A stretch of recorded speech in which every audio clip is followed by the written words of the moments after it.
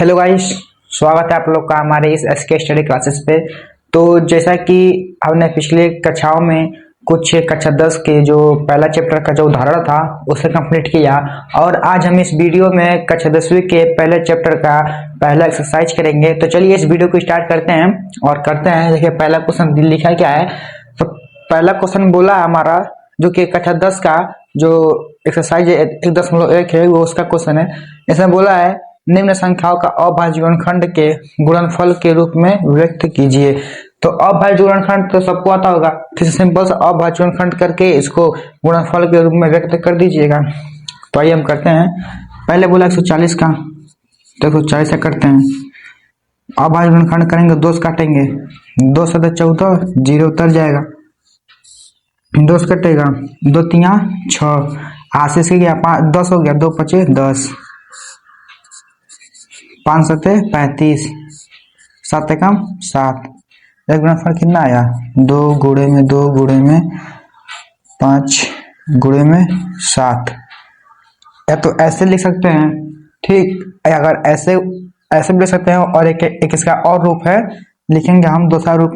2 कितने बार है? 2 बार है ना, तो 2 पावर कितना हो जाएगा? 2 गुणे 5 कितने बार है? 1 बार है, इसका पावर कितना हो जाएगा? 1 गुणे 7 है, 7 पावर कितना हो जाएगा? 1। इसे हम इस रूप में भी लिख सकते हैं और इस रूप में भी लिख सकते हैं। अब बात आती है कि एग्जाम में कैसे क्वेश्चन पूछता है। अगर एग्जाम में पूछ देगा कि 140 के घातों का योग बताइए। घात किसे बोलते हैं?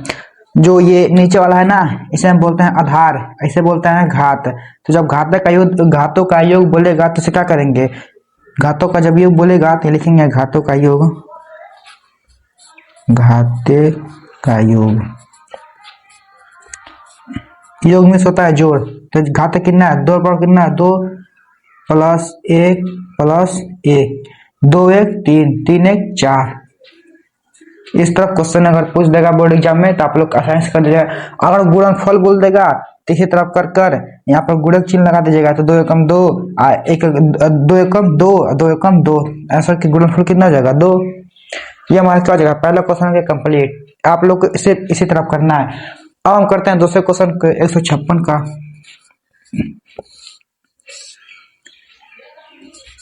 2 सते 14, 2 अठे 16, 2 तिहाई 6, 2 नवा 18, 3 एकम 3, 3 त्रिकी 9, 3 एकम 13। अब इसे लिखते हैं हम किस रूप में? इस रूप में लिखेंगे, तो लिखेंगे 156 बराबर कितना? 2 पर पावर 2 इंटू में 3 पर पावर 1 गुणे 13 पर पावर 1। हो गया दूसरा क्वेश्चन। अब करते हैं तीसरा, 38 25, 3825 का किससे कटेगा? पहले 2 तो कटेगा नहीं, क्योंकि सम संख्याएं इतने से देखते हैं। तो 8 2 10, 5 5 3 18, 3 से कट जाएगा, 3 एकम 3, 3 दूना 6, 22 हो गया, 3 सती 21, 3 पचे 15। अब क्या 3 से कटेगा? 7 5 कितना होगा? 12, 12 2 14, 14 1 15, 3 से भी कट जाएगा, 3 चौको 12, 3 दूना 6, 3 पचे 15। अब किससे कटेगा? 5 से कटेगा, 5 से कटेगा ना, 5 अठे 40, 5 पचे 25, 5 एकम 5, 5 तिहाई सॉरी 5 एकम 5। अब 8 में से 5 जाएगा, 3 बचेगा, 5 सत्ते 35, 17 एकम 17। अब इस सब लिखते हैं गुणनफल के रूप में, तो कितना जाएगा? 38 25, 3 पर पावर 2 इंटू में 5 पर पावर 2 इंटू 17 पावर 1। ये क्या हो गया? ये हमारा हो गया तीसरा क्वेश्चन कंप्लीट। अब ये तीसरा है, ये दूसरा है, और ये पहला है। अब करते हैं हम चौथा क्वेश्चन। चौथा बोला क्या है? 5005 का करना है हमें। किसे कैसे काटेंगे? इसे सिर्फ 5 से ही काटेंगे, 2 से कटेगा नहीं, 3 से कटेगा नहीं, 5 से कटेगा। 5 एकम 5, 0 0 उतर जाएगा, 5 एकम 5। और किसे काटेंगे? 13 से काटेंगे, 2 से कटेगा नहीं, 3 से भी नहीं कटेगा, 5 से भी नहीं कटेगा। 13 से चेक करते हैं। 13 सत्ते 91। अब 91 आया ना, इसके बाद 9 बचा, फिर 13 सत्ते 91। किससे कटेगा? 7 से कटेगा 11 बार में, फिर 11 से कटेगा एक बार में। ऐसा करते हैं, 5005 का कितना हो जाएगा? 5 पावर 1 गुड़े 3 पावर 1 गुड़े 7 पावर 1 इंटू में 11 पावर 1। ये क्या हो गया? ये चौथा हो गया। अब हम करते हैं पांचवा।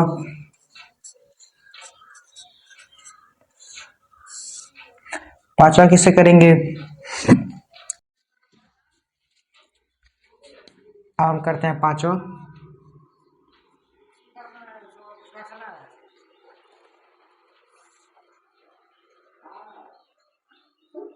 पांचवा का पांचवा करते हैं, तो ये देखते हैं किसे कटेगा। 2 से पहले देखते हैं, 2 से कटेगा नहीं क्योंकि सम संख्या नहीं है। 3 से 9 2 11, 11 4 15, 15 7 कितना होगा? 22। 3 से भी नहीं कटेगा, 4 से नहीं कटेगा, 5 से भी नहीं कटेगा, 13 से भी नहीं कटेगा। 17 से देखते हैं। 17 चौको 68, उसके पास हासिल किया 700 437 में कटेगा। अब हम करते हैं 19 से। 19 दूना 38, 19 दूना 38, 5 इसके 5 बचा, इसके पास 57 हो गया। 19 तिहाई 57। अब 23 अभाज्य है, 23 से 5 कटेगा, 23 से कम 23। अब ऐसा करते हैं तो इसका गुणनफल हो जाएगा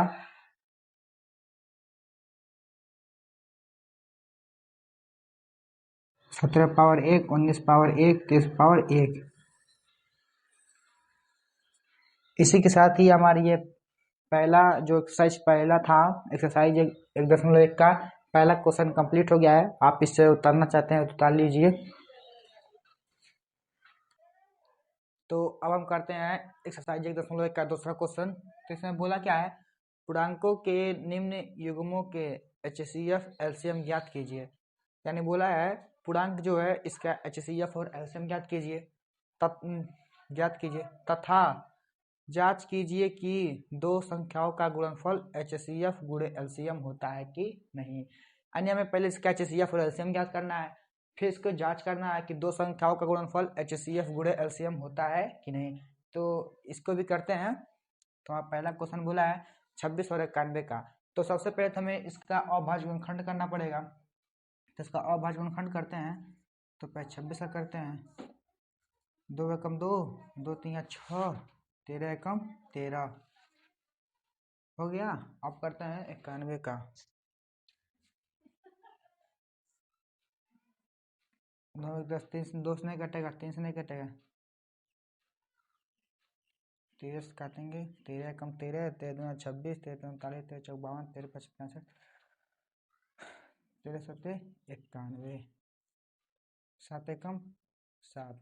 अब गुणनखंड हो गया। अब लिखेंगे 26 बराबर कितना हो जाएगा? 2 पर पावर 1 गुणे 13 पर पावर 1, 91, 13 पर पावर 1 गुणे 7 पर पावर 1। ये पावर है, ठीक, घात है, घात। अब इसे करते हैं। तो हमें HCF निकालने के लिए करना क्या होगा? HCF निकालने के लिए हम यहाँ पर करेंगे कौन सी घातें लेंगे। पहले तो हम देखेंगे इसका कॉमन क्या रहा है। तो 2 इसमें है, 2 इसमें है, नहीं ना, 2 कॉमन नहीं होगा। 13 इसमें है, 13 इसमें है, 13 कॉमन हो जाएगा। 7 इसमें है, 7 इसमें नहीं है, 7 कॉमन नहीं होगा। यानी कॉमन क्या हो जाएगा? सिर्फ 13 होगा। वो भी 13 कौन सी घात है? सबसे छोटी घात। लेकिन इसमें 13 पावर 1 इसमें भी है, 13 पावर 1 इसमें भी है, यानी दोनों छोटी घाती है ना, तो इसमें कोई भी हम ले सकते हैं, ठीक। तो HCF का लेंगे। HCF 26, 91 का क्या हो जाएगा? 13 पर पावर 1 यानी कि 13। इसका HCF क्या निकल के आया? 13। और एलसीएम निकालने के लिए हम क्या करते हैं? जो कॉमन रहती है उसकी बड़ी घाते हैं, और जो कॉमन नहीं रहती हैं उन सबको भी लेते हैं ना हम लोग। लिखेंगे एलसीएम 26 का 91 का। इसमें बड़ी घातें कौन सी, दोनों सेम घाती हैं तो कोई भी हम ले सकते हैं।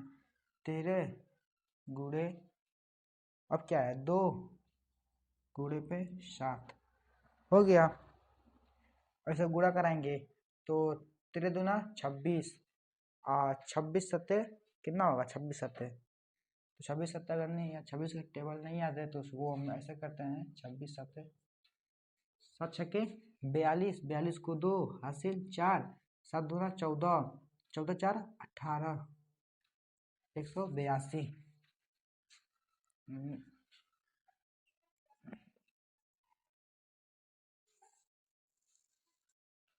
क्या निकल गया, 182 निकल का गया ना।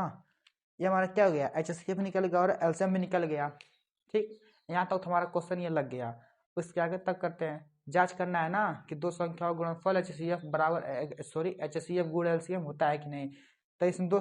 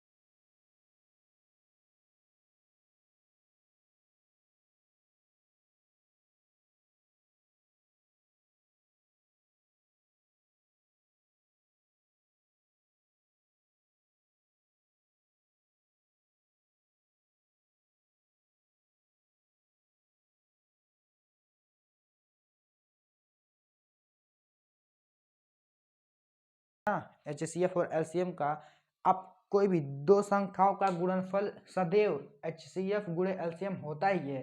3 संख्याओं का नहीं होगा, 4 संख्याओं का नहीं होगा, लेकिन 2 संख्याओं का सदैव एकदम हमेशा एचसीएफ गुणे एलसीएम होता ही है।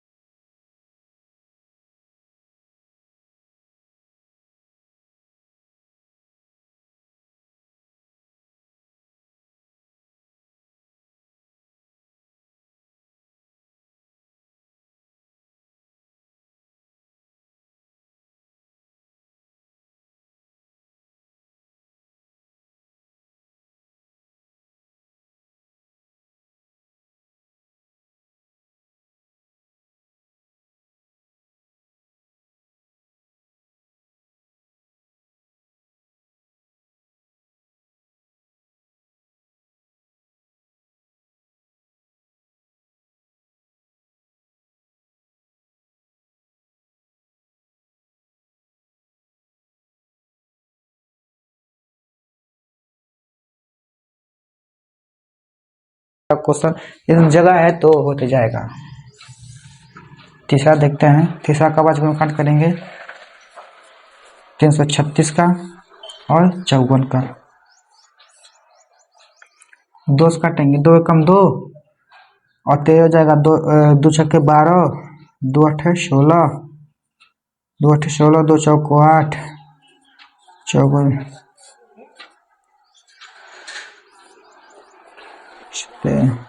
7 एकम 2 दूनी 4, 2 से 14, 3 9 27, 3 3 9, 3 एकम 3 काटेंगे तो कितना जाएगा, 336 का 2 पर पावर कितना, 1 2 3 4, 3 पावर 1, 7 पावर 1। 54 का क्या हो जाएगा, 2 पर पावर 1 गुणे 3 पर पावर 3। कॉमन क्या इसमें, HCF निकालने के लिए क्या करेंगे, कॉमन लिखेंगे ना, तो HCF निकालेंगे अगर हम, तो कॉमन किसमें क्या लिख रहा है, 2 और 3 लिख रहा है, छोटी छोटी घाते ना, 2 है, 3 पर 1 है, तो 2 और 3 गुणा कितना हो जाएगा, 6। HCF कितना है, 6 आ गया। HCF निकल गया, अब लिखते हैं, हम यहाँ पर करते हैं LCM निकालते हैं। LCM क्या हो जाएगा, बड़ी घाते 2 पर 4 इंटू में 3 पर 1 गुणे 7 पर 1, सॉरी यहाँ पर 3 पर 3 रहेगा क्योंकि बड़े घाते लेना है ना हमें। अब करेंगे इसका तो क्या हो जाएगा, 2 पर क्या जाएगा 16, 27 इंटू में 7, तो LCM निकल कितना आ जाएगा 3024। अब ये HCM निकल गया, LCM निकल गया। अब HCF सॉरी इसका जांच करते हैं, तो इसका जांच हम इधर करते हैं, तो लिखते हैं तीसरा का जांच।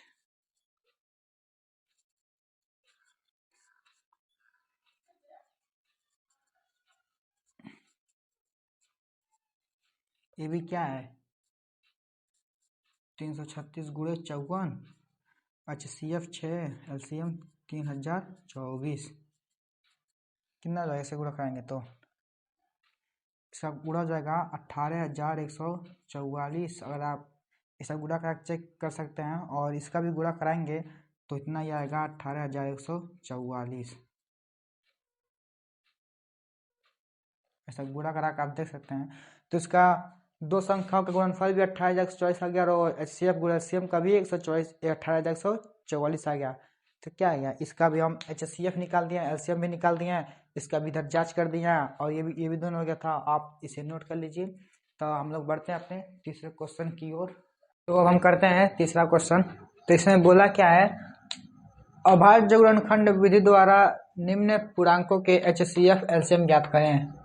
तो इसके पहले क्वेश्चन में LCM और HCF ज्ञात करने को दिया था और जांच भी करने को दिया था, लेकिन इसमें जांच करने को नहीं दिया है, सिर्फ HCF और LCM ज्ञात करने को दिया है। वैसे भी तीन संख्याओं का गुणनफल कभी HCF गुणा LCM नहीं होता है। कितने संख्या होता है, केवल दो संख्याओं का होता है। ठीक, दो संख्याओं का गुणनफल HCF गुणा LCM होता है। तो इसे भी करते हैं। तो पहले तो हम इसका अभाज्य गुणनखंड करेंगे, पहले का 12 का अभाज्य गुणनखंड करेंगे। 2 छक्के 12 कट जाएगा, 2 3 6 और 3 एकम 3, फिर 15 करेंगे, 3 5 15, 5 एकम 5, 21 का, 3 7 21, 7 एकम 7। अब 12 का फैक्टर क्या आया, 2 पर पावर 2 इंटू में 3 पर पावर 1। अब 15 का आ गया 3 पर पावर 1 गुणे 5 पर पावर 1 और किसका 21 का 3 पावर 1 इंटू 7 पर पावर 1।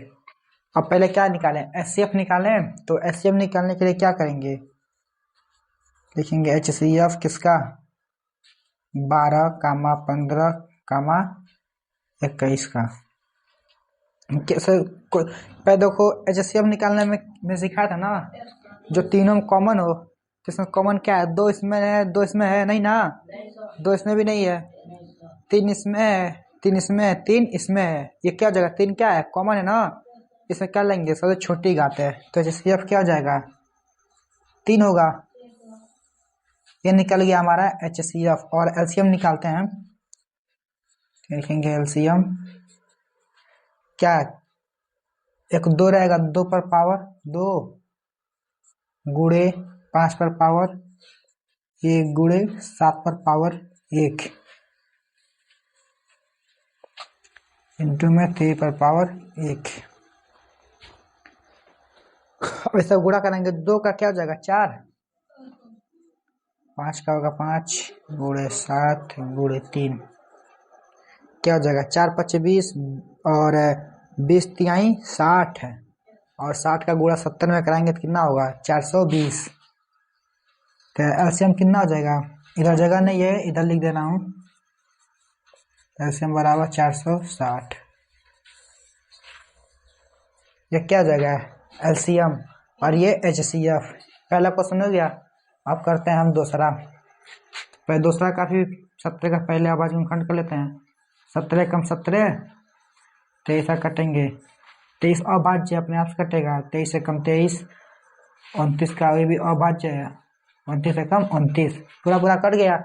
अब एचसीएफ निकालते हैं, तो एचसीएफ में सब छोटी घात लेंगे, तो छोटी घात पे इसका फैक्टर लिख लेते हैं, 17 का 23 का और 29 का क्या हो जाएगा 17 गुणे 1, 17 गुणे 1 लिख सकते हैं ना, इसको 17 गुणे 1 लिखें तब क्या हो जाएगा 17 होगा, लिख सकते हैं 17 गुणे 1 ना। इसको 23 गुणे 1, इसको 29 गुणे 1। अरे गुणा कराओगे किसी में संख्या वही रहेगा, जैसे कि 2 का गुणा 1 में कराओगे 2 कम 2 ही होगा ना, तो 17 गुणा 1 में कराओगे तो 17 ही होगा। अब इसका हम एचसीएफ निकालते हैं, तो सीएफ में सबसे छोटी घात कौन सी है, 1 1 है, जो पहले कॉमन ढूंढेंगे तो कॉमन 17 इसमें नहीं है, 17 इसमें नहीं है, 23 इसमें है लेकिन 23 तीनों में नहीं है, बस एक ही में है, 29 सिर्फ इसमें, इन दोनों में नहीं है, लेकिन एक तीनों में ना, तो एचसीएफ क्या हो जाएगा 1।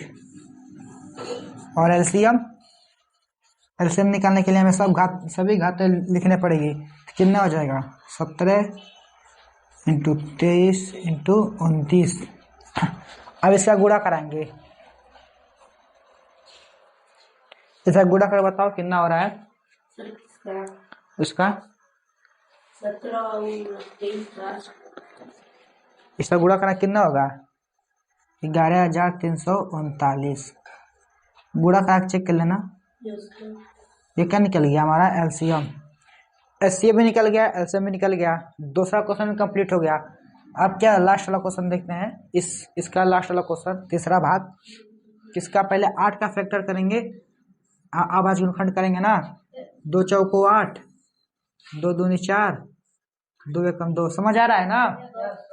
अब 9 का करते हैं, 3 त्रिकी 9, 3 एकम 3, फिर 25 का करते हैं, 5 पचे 25, 5 एकम 5। अब इसका फैक्टर लिखते हैं हम,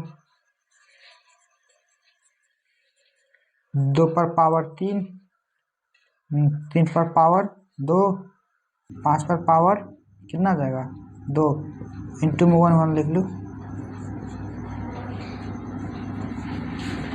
तो एचसीएफ क्या हो जाएगा, सब छोटी घात इसमें भी एक ही है, एचसीएफ क्या हो जाएगा 1।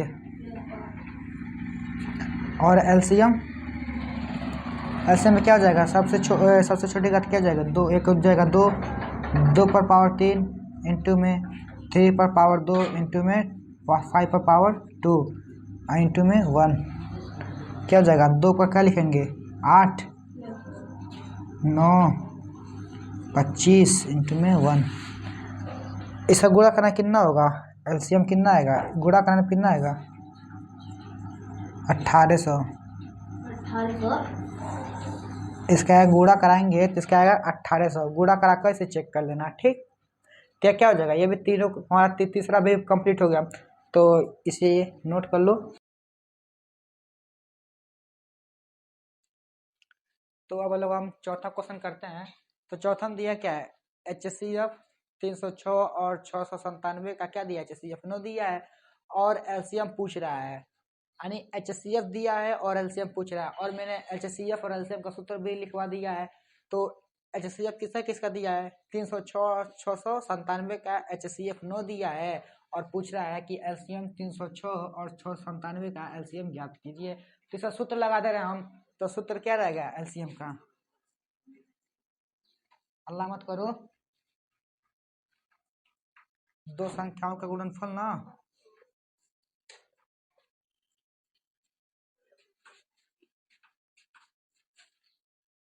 दो संख्याओं का गुणनफल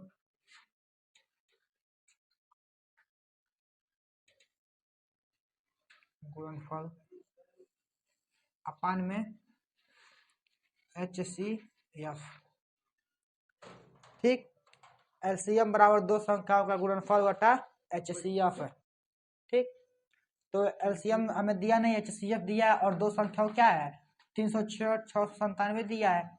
तो लिखेंगे LCM बराबर दो संख्या क्या क्या है 306 ना, और गुणा दिया है तो यहाँ गुणा लगाएंगे, और 657 बटे में HCF क्या दिया है 9 दिया है ना, यहाँ 9 लिखेंगे।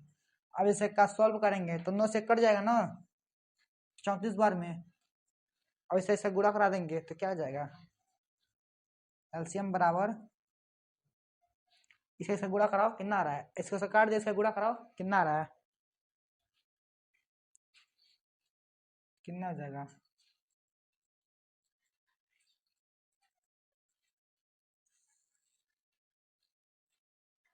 22,338।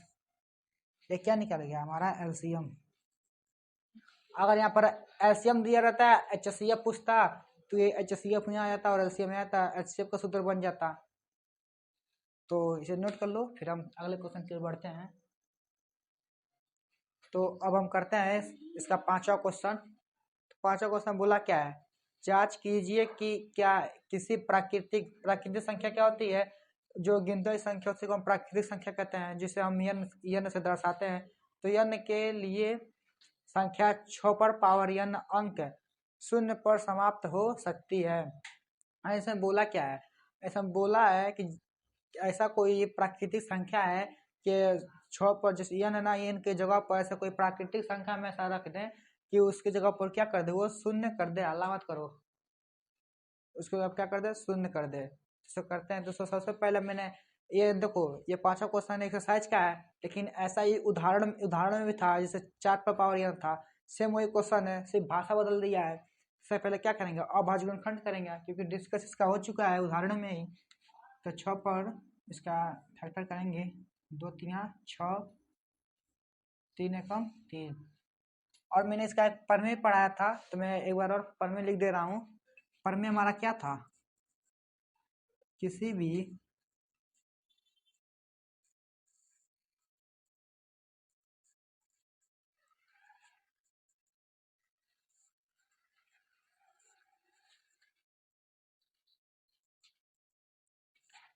संख्या का अभाज्य गुणनखंड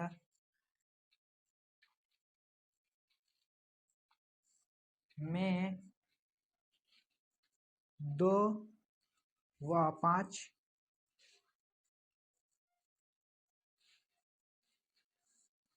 अनिवार्य रूप से उपस्थित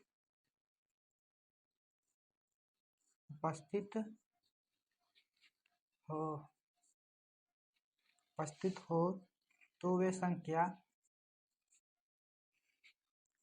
वे संख्या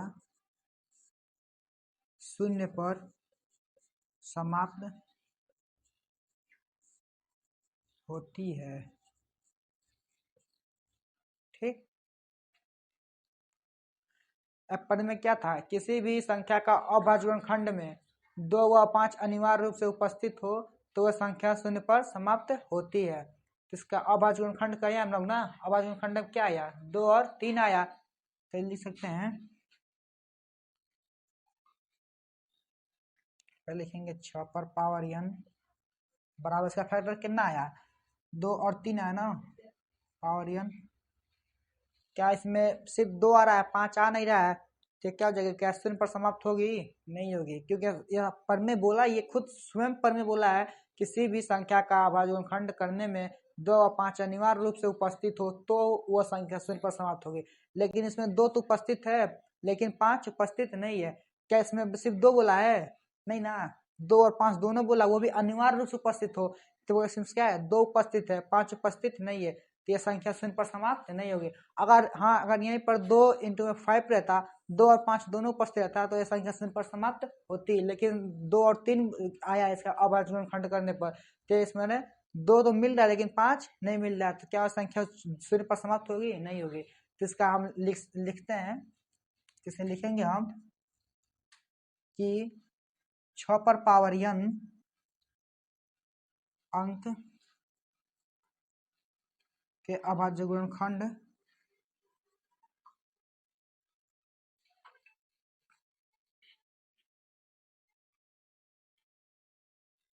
अभाज्य गुणनखंड करने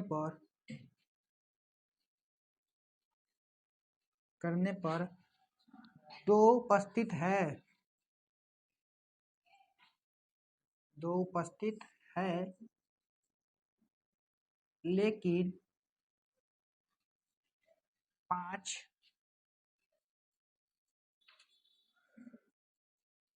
उपस्थित नहीं है,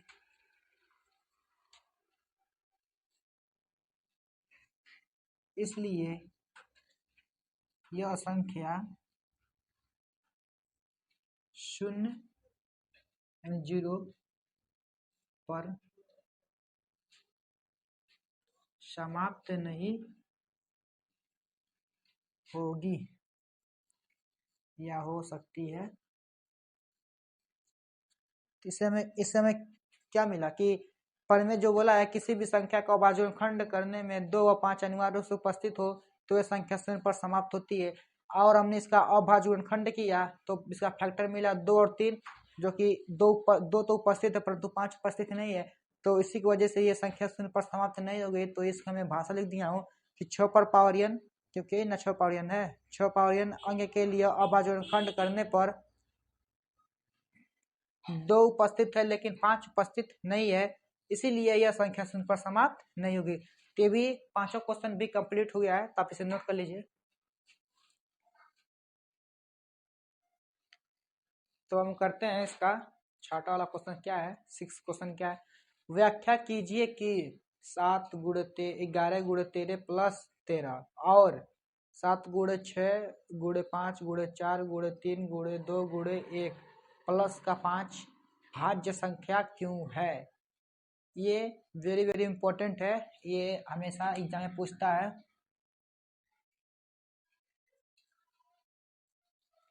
क्या करना है इसमें, व्याख्या कीजिए कि जो एक 2 क्वेश्चन इसमें 2 भाग दिया है, इसमें 2 भाग दिया है, पहला भाग और ये दूसरा भाग, और पूछा है ये भाज्य संख्या क्यों है। ठीक, पहला ये कौन सा भाग है, ये पहला भाग है ना, दूसरा क्या है, ये पहला भाग है और ये दूसरा भाग।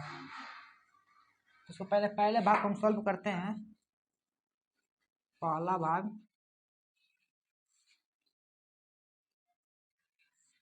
पहला भाग क्या है, 7 × 11 × 13 प्लस का 13।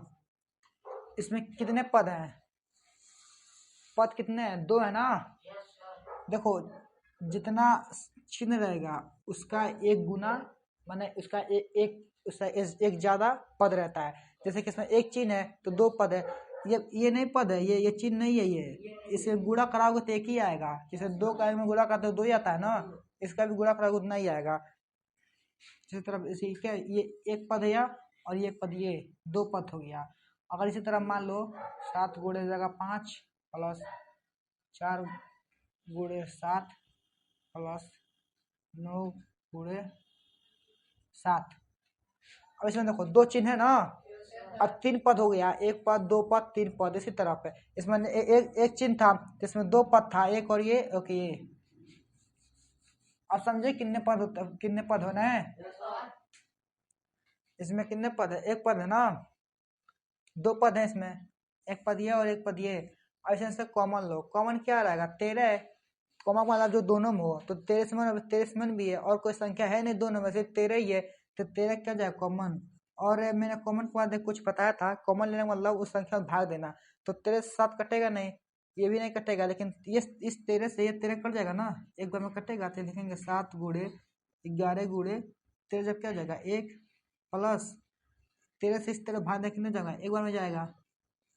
ऐसे सॉल्व करेंगे तो क्या जाएगा, 13 7 11 7 77, 77 का 77 होगा और प्लस 1 क्या हो जाएगा, 78 होगा ना। 77 एक 18, 13 इंटू में 78, इसमें से क्या हो जाएगा, ब्रैकेट गुड़ा लगेगा,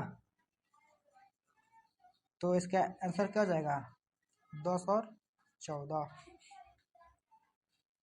इसका गुड़ा सही है ना, 10 और 14। अब क्या हुआ, अब ये क्या, अब ये तो भाज्य संख्या है ना, जैसे पूछा ही है कि भाज्य संख्या क्यों, कारण पूछा, तब से अब हम कारण लिखते हैं, कारण।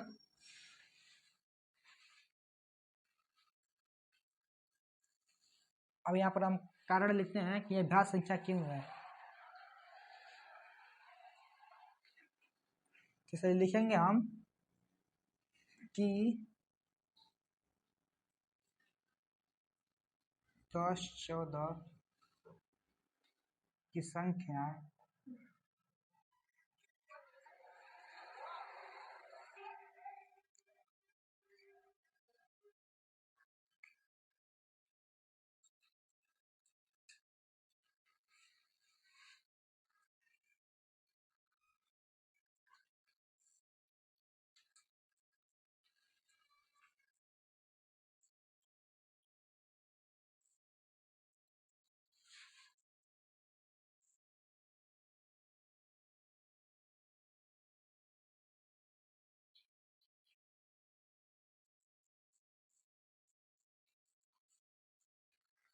कारण क्या हो जाएगा, जो 10 और 14 की जो संख्या है वो स्वयं के अलावा और दोषी संख्या से भी कट जाएगी।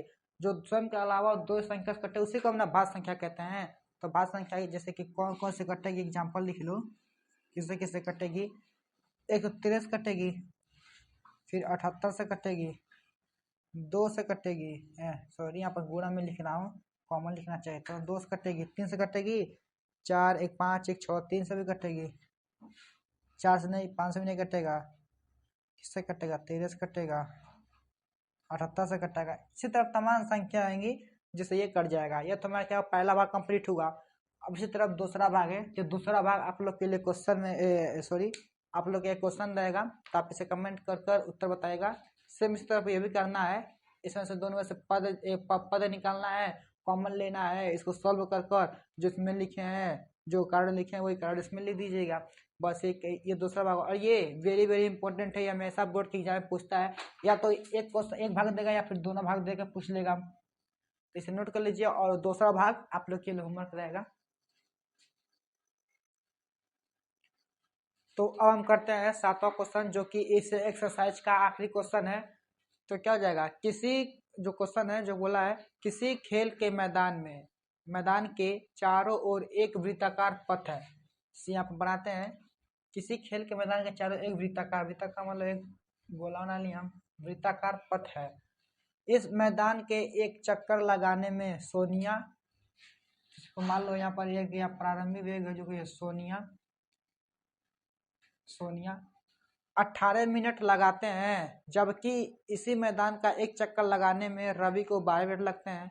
मान लीजिए वे दोनों एक ही स्थान या स्थान दो बार लिखा गया है, एक ही स्थान और एक ही समय पर चलना प्रारंभ करके एक ही दिशा में चलते हैं। कितने समय बाद वे पुनः प्रारंभिक स्थान पर मिलेंगे। यानी बोला है जैसे कि एक वृत्ताकार पथ है और उस पथ का चक्कर लगाने में जो सोनिया है उसको लग रहा है 18 मिनट, और एक रवि है उसको लग रहा है 12 मिनट, और एक ही प्रारंभिक वेग से एक ही साथ स्टार्ट कर रहे हैं, चल रहे हैं लोग एक ही वेग में। ये नहीं है कि सोनिया इधर चल रही है तो रवि इधर चल रहा है, ऐसा नहीं है। इसमें साफ साफ बोला है कि सोनिया और रवि एक ही प्रारंभिक वेग से और एक ही दिशा में जा रहे हैं, तो और एक ही समय पर निकले हैं। तो और सोनिया 18 मिनट एक चक्कर पूरा करे 18 मिनट में, और रवि पूरा कर रहा है एक चक्कर 12 मिनट में। तो हमें पूछा है कि वो कितने समय पर एक पुनः प्रारंभिक स्थान पर मिलेंगे।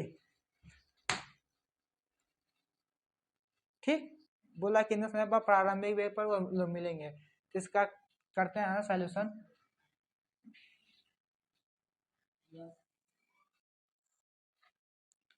तो जिसमें दो संख्या दिख रहा है ना, 18 और 12, ये समझ आया है कि जो एक वृत्ताकार पथ है और सोनिया और रवि इसका चक्कर लगा रहे हैं। तो सोनिया को लग रहा है 18 मिनट एक चक्कर पूरा करने में और रवि को लग रहा है 12 मिनट एक चक्कर पूरा करने में। तो और वो भी एक ही दिशा से निकल रहे हैं, लोग एक ही दिशा में क्या कर रहे हैं, राउंड को चक्कर लगा रहे हैं। जिससे कि मान लो ये ऐसा रेस हो रहा है तो सोनिया ऐसे गई और रवि भी ऐसा गया, नहीं कि सोनिया इधर गई तो रवि इधर गया, ऐसा नहीं, दोनों एक ही पथ में जा रहे हैं। इसलिए देखो ये एरो बना है यहाँ पर हम। तो जो 18 और 12 है इसका मैंने एलसीएम पहले ज्ञात करो। 12 और 18 पहले और बाजू ज्ञात करो इसका। 2 9 18, 3 3 9, 3 एकम 3, अब 12 का 2 छक्के 12, 2 3 6, 3 एकम 3। इसका हम क्या करना है, एलसीएम ज्ञात करेंगे तो हमारा आंसर निकल के आ जाएगा। तो एलसीएम ज्ञात करने के लिए क्या करेंगे,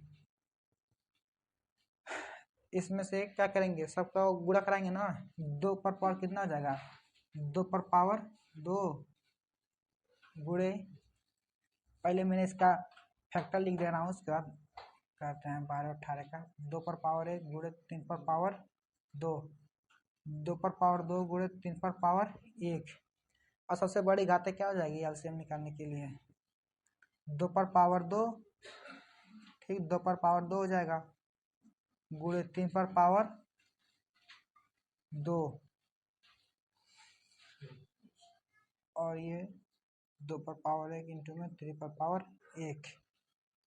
तो क्या जाएगा, ये कितना जाएगा, 2 पर पावर 2 का मतलब 4, 2 9, 2 इंटू में 3,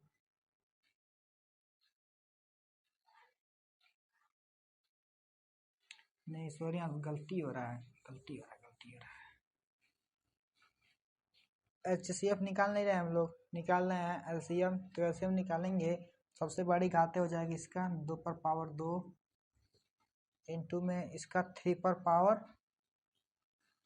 2।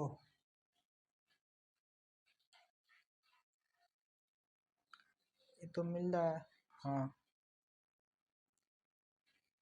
इसका करते हैं, क्योंकि दोनों तो HCF में चल जाएगा, एलसीएम में ये रहेगा। तो एलसीएम क्या जाएगा, 2 पर जगह 4, क्या हो जाएगा 9। अब एलसीएम निकालेंगे, 4 9 36, यानी कितना लगेगा 36 मिनट। यानी सोनिया और जो रवि थे अगर इस गोले को चक्कर पूरा करेंगे तो वह 36 मिनट बाद एक ही साथ वही प्रारंभिक वेग में जाकर पहुंचेंगे। तो ये ऐसे हम निकाले तो आंसर आ गया। लेकिन अब क्वेश्चन मान लो मैंने तो ऐसा निकाल दिया, आंसर भी आ गया और समझ भी गया वो तुम लोग, क्योंकि इस एक्सरसाइज में सिर्फ एलसीएम और एचसीएफ का ही काम हो रहा है। लेकिन मैंने यहाँ पर एलसीएम ही क्यों निकाला, हर को क्वेश्चन में तो मैंने एचसीएफ और एलसीएम दोनों निकाल लेते हैं, इसमें सिर्फ एलसीएम निकाला है। तो एचसीएफ क्यों नहीं लिखाए हो वो भी कारण समझ लो। क्योंकि अगर हम लोग एचसीएफ निकालते हैं, मान लो इसी संख्या का मान लो, इसी संख्या का मान लो, अगर एचसीएफ हम लोग निकालते हैं तो इसे आप कॉमन लेते हैं ना, दो छोटी घातें लेते हैं, छोटी घातें इसका लेते हैं हम, छोटी घातें लेते हैं 2 पर पावर 1 इंटू में 3 पर पावर 1 है। और इसे एचसीएफ 2 का 1 होगा, 3 का 1, 3 दूना 6, एचसीएफ कितना हो गया 6, एचसीएफ 6 है ना।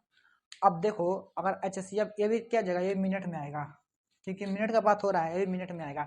अब एचसीएफ 6 आ रहा है और एलसीएम 36, दोनों मिनट का ही दर्शा रहे हैं, दोनों मिनट का ही दर्शा रहे हैं। अब दोनों मिनट का दर्शा रहे हैं ना, तो इसमें बोला क्या है कि जो सोनिया है और रवि हो वो एक चक्कर कितने मिनट लगा रहे हैं, 18 और 12 मिनट में, 18 मिनट में एक चक्कर लगा रहे हैं और 12 मिनट में एक चक्कर लगा रहे हैं। और एचसीएफ हम लोग को बता रहा है 6 मिनट में।